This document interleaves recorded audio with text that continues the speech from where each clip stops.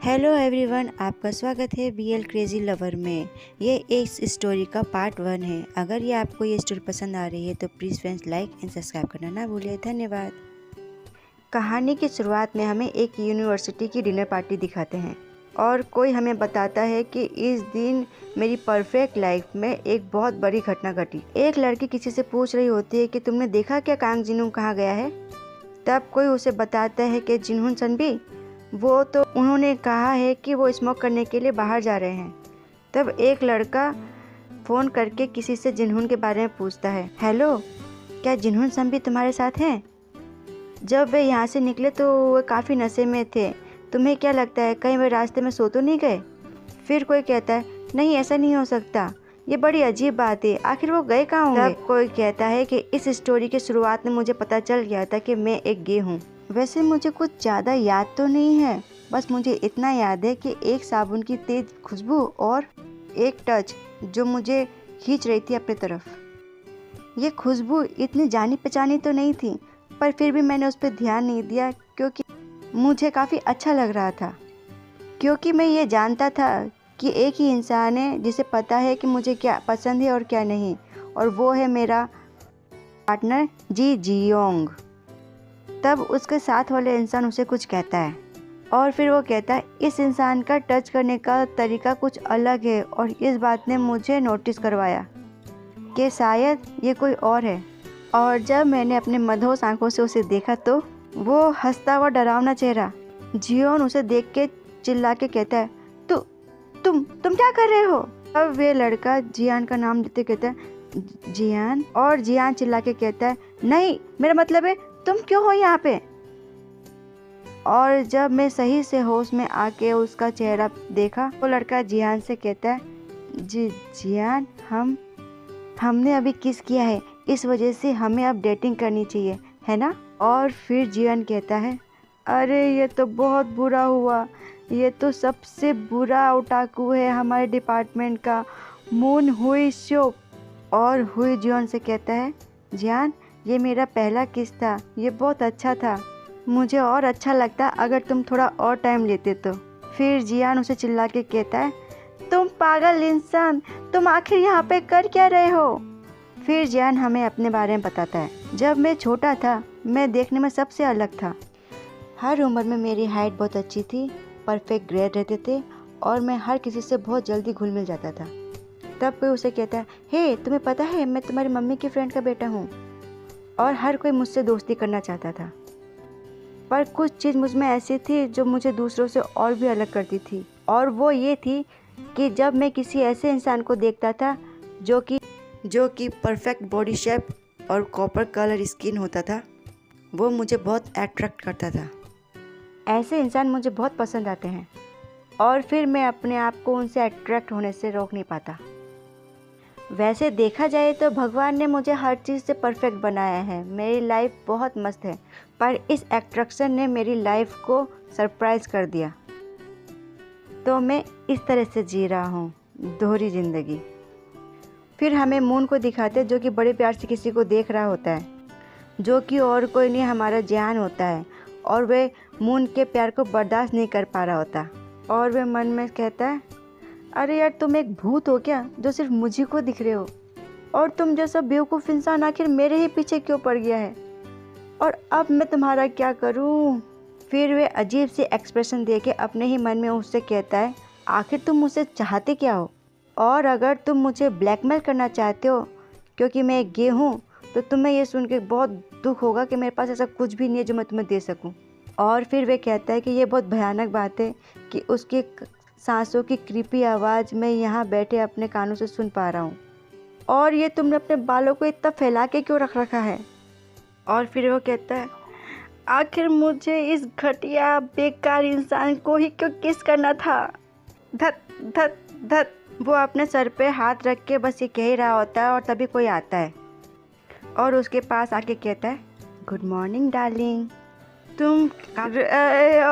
वो बस इतना ही कह पाता है कि उसकी आवाज़ सुनते ही जियान का सब्र का पारा टूट पड़ता है और वो उसके बाद नोच के कहता है, जियोन, तुम बेवकूफ़ इंसान, ये सब तुम्हारी वजह से हुआ है।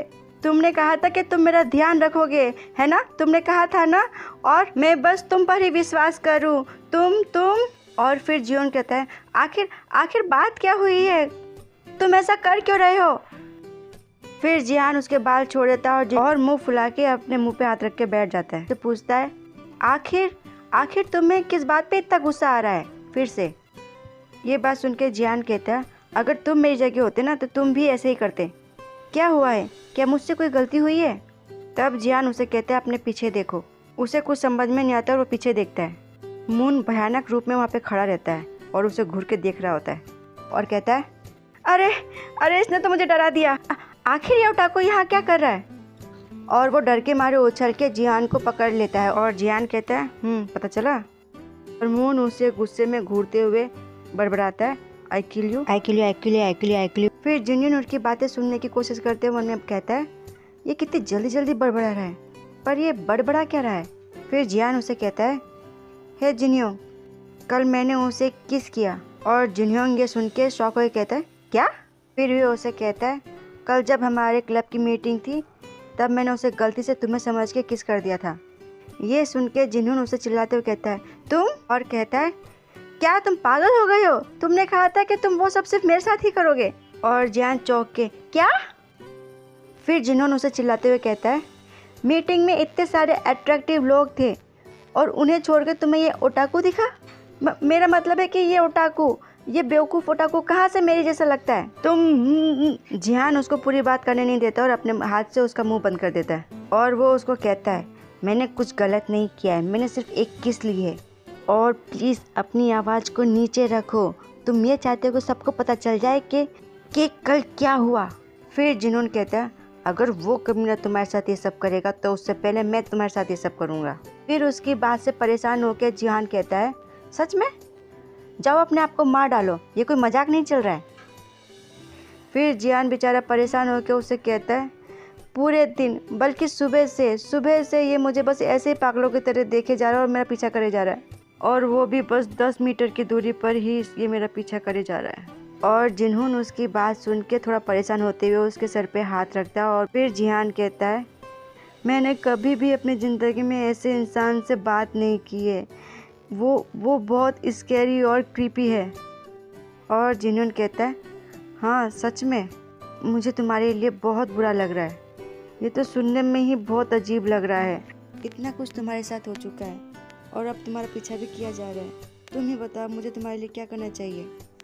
और ऐसा कहते हुए पीछे मुड़ के देखता है, वहाँ मून खड़ा होता है जो बहुत गुस्से में दिख रहा होता है और उसे घूर रहा होता है। और वो डर के मारे चिल्ला के कहता है, ये क्या है? और जियान को पकड़ लेता है। जियान गुस्से में कहता है, हे क्या कर रहे हो? तुम क्या कहना चाहते हो मुझसे, बताओ तो सही। और जियान जिन्होंन को कहता है, सनबी इज्जत से कह रहा हूँ, चुप रहो और मुझे छोड़ो। और ऐसा कहते हुए उसकी नज़र मून पे पड़ती है। अरे यार, ये यहाँ पे भी आ गया। और जिन्होंने कहता है, हनी मुझे बहुत डर लग रहा है।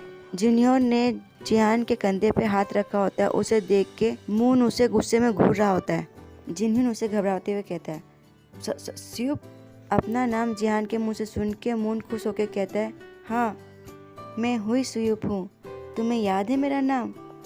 फिर जियान घबराते हुए कहता है, हाँ क्यों नहीं, तुम भी तो इसी क्लास में पढ़ते हो ना, मुझे याद है लिटिल स्यूप। और फेक हंसी हंसते हुए कहते हैं, अगर तुम यहाँ पे बैठना चाहते हो तो तुम यहाँ पे बैठ जाओ, मैं ऐसे चला जाऊँगा। और मन में कहता है, अरे अब मेरा पीछा करना बंद भी करो। मून जियान के लिए कुछ लाया होता है जिसमें एक नोट लिखा रहता है और वे उसे जियान की तरफ बढ़ा देता है, जिसे जियान ध्यान से देखता है। और फिर वे मून को देख के कहता है, हाँ तुम ये मुझे क्यों दे रहे हो? तब मून उसे कहता है, ये दूध है, वैसे मैं इसे रोज़ाना लेता हूँ पर आज मैंने इसे नहीं पिया। मुझे अचानक ही तुम्हारा ख्याल आया, तो तुम अपना मील एंजॉय करो। मून ने अपने बैग में जियान का कीचेन लगाया होता है और मून वहाँ से खुश होकर चला जाता है। उसके जाते ही जिन्होंने जियान से कहता है, क्या वो चला गया? और फिर गुस्से में कहता है, ये वाकई में एक बेवकूफ़ पागल इंसान है, तुम्हें नहीं लगता? हुई सूप, आज पहली बार मैंने इस इंसान का नाम सुना है। और जिन्होंने जियान से कहता है, क्या ये हमेशा से ही ऐसा पागल है? और जियान बेचारा बस अपना मुंह खोले हुए सबको देखता रहता है। डर के मारे अभी मेरा दिल वाकई में बाहर निकल जाता। मून उसके सामने वाले सीट में जाके बैठ जाता है और उसे बड़े प्यार से देखता है और जिन्होंने जियान को कहता है, ये अभी भी तुम्हें लगातार देख रहा है, बेवकूफ़ इंसान। फिर क्लास में और भी स्टूडेंट आते हैं और जियान को ग्रीट करते हैं, हेलो, और जियान भी उन्हें ग्रीट करता है, ओह हे। मून जियान को कहता है, सनबीनीम हेलो, और जियान घबराते हुए ओह ही बोल पाता है, क्योंकि मून को देखने से ऐसा होता है। मून अजीब सी क्रीपी वे में मुस्कुराता है और जियान रोते हुए लो बोलता है और मन में चिल्लाते हुए, कोई तो मेरी मदद करो। फिर हमें किसी का कमरा दिखाया जाता है जिसमें से अजीब सी आवाज़ आ रही होती है। ये मून होता है जो कि जियान का नाम लेते हुए कुछ कर रहा होता है और वो कहता है, जियान मैं अपने आप को नहीं रोक पाऊंगा, मुझे लगता है मैं पागल हो जाऊंगा। और वह अजीब सी आवाज़ निकाल के जियान को याद कर रहा होता है, और मैं सच में तुम्हारे पीछे पागल हो जाऊंगा। तब कोई मून को आवाज़ आया, कहता है, मून जल्दी से खाने के लिए आओ। और मून अपने आप को ठीक करते हुए कहता है, हाँ मैं आ रहा हूँ। फिर उसे कोई कहता है, मैंने तुम्हें पहले ही कहा था कि कभी भी अपने दरवाजे को लॉक मत करना, आखिर तुम अंदर कर क्या रहे थे? और मून कहता है, ये सब मेरे असाइनमेंट की वजह से हो रहा है, अब के बार मैं ध्यान दूंगा और दरवाज़ा खुला रखूँगा। और अंदर हमें जियान की फ़ोटो दिखती है कंप्यूटर पे। और यहीं पे ये स्टोरी होती है समाप्त। अगर आपको ये स्टोरी पसंद आए तो please friends like and subscribe करना ना भूलें। धन्यवाद।